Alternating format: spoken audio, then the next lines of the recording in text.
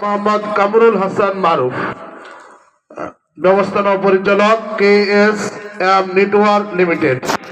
উনি এই ছাত্রদের জন্য পাগড়ির ব্যবস্থা করেছেন।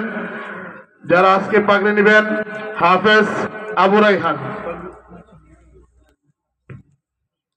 সকলে আমরা শরীক হই পাগড়ির দেওয়াতে। মুরব্বীরা যারা আছেন, সভাপতি সাহেব। হাফেজ আবু রাইহান, পিতা লিয়াকত আলী, থানা জেলা ময়মনসিংহ, থানা নকলা জেলা ময়মনসিংহ। এদিকে মারহাবা বলেন, মারহাবা বলেন। আল্লাহ যেন এই কোরআনের হাফেজকে, কোরআনের হাফেজ হয়েছেন, আল্লাহ যেন আলেমে রব্বানি হিসেবে কবুল করেন, আমিন বলেন। সৌভাগ্যবান এর পিতামাতা যে তার সন্তানরা কোরআনের হাফেজ হয়েছেন। আল্লাহ যেন আমাদেরকে কোরআনের হাফেজের পিতামাতা হওয়ার তৌফিক দান করেন, আমিন বলেন।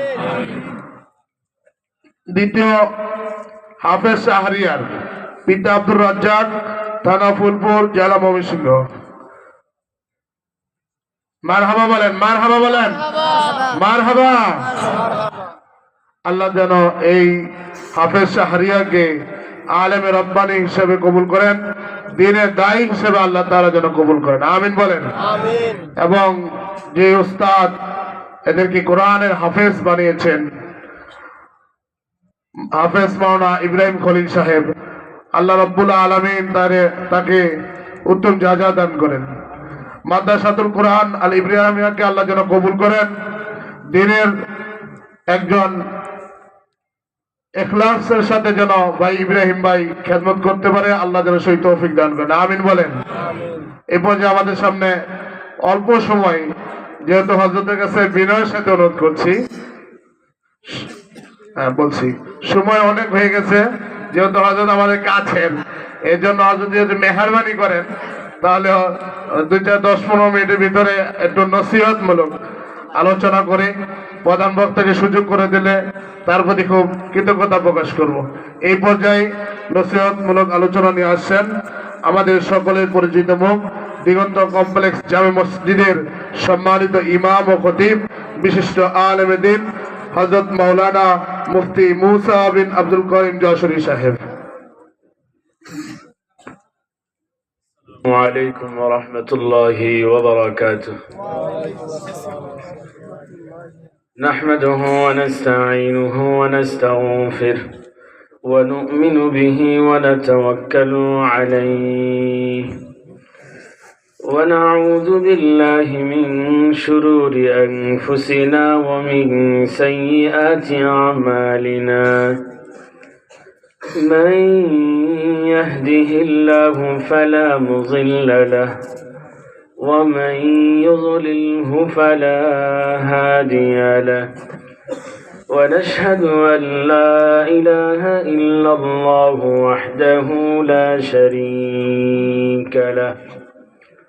ونشهد أن سيدنا وسندنا وحبيبنا ومولانا محمد صلى الله تعالى عليه وعلى آله وأصحابه وبارك وسلم تسليما كثيرا كثيرا. أما بعد، فأعوذ بالله من الشيطان الرجيم. بسم الله الرحمن الرحيم.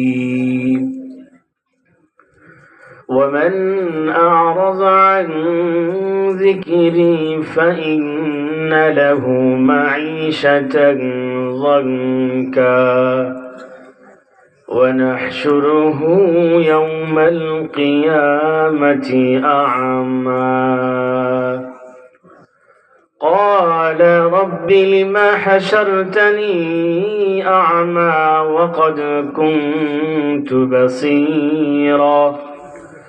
قال كذلك أتتك آياتنا فنسيتها وكذلك اليوم تنسى.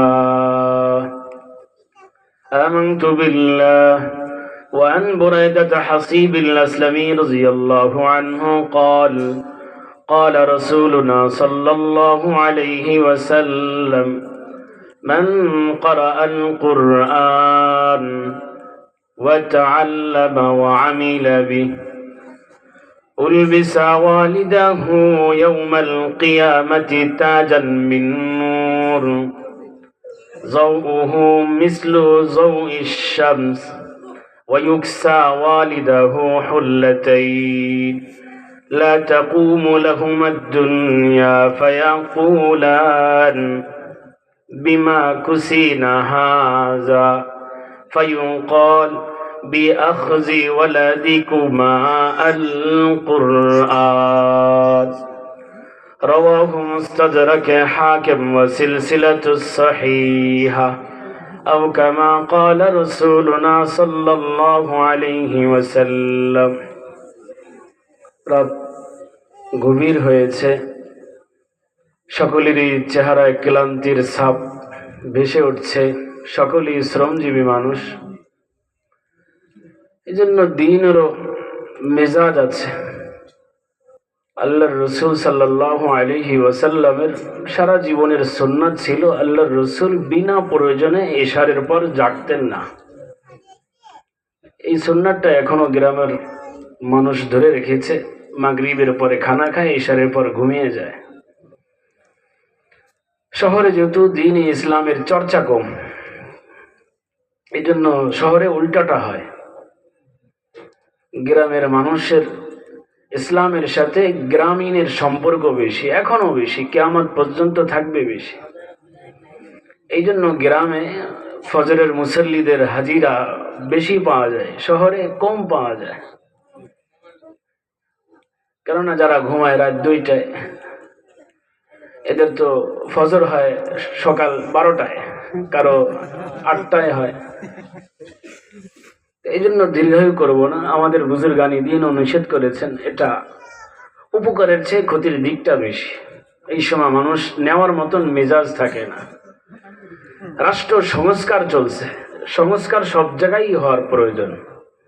ওয়াজ মাহফিল কনফারেন্স সব জায়গায় সংস্কারের যথেষ্ট পরিমাণ জায়গা আছে। সংস্কার করা চাই এবং সংস্কার হওয়াও চাই। আল্লাহ আমাকে আপনাকে সকলকে সংশোধন হওয়ার তৌফিক দান করেন, আমিন। আমি অত্যন্ত গুরুত্বপূর্ণ 3টি আয়াতে কারিমা তেলাওয়াত করেছি। সূরাতুত তাহার খুব কোরআনের মজার সূরা। ওমর ইবনুল খাত্তাব রাদিয়াল্লাহু তাআলা আনহু মুসলমান হওয়ার উল্লেখযোগ্য কারণ হচ্ছে এই সূরার শ্রবণ। সুবহানাল্লাহ। উনি দাওয়াত ছাড়া এই সূরার তেলাওয়াত শুনি নিজ ইচ্ছায় মুসলমান হয়েছেন। সুবহানাল্লাহ। কত দামি সূরা, খুব মজা পাবে। যারা আরবি বোঝে, আরবি পড়ে, খুব মজা পায়। আল্লাহ আমাকে আপনাকে সতর্ক করেছেন, যদি আমার আপনার জীবন কোরআন মুখী না হয়ে যদি কোরআন বিমুখ হয়, কোরআন যেই দিকে সেই দিকে যদি আমার মুখ না থাকে, এর বিপরীত দিকে যদি আমার মুখ হয়, কোরআন যে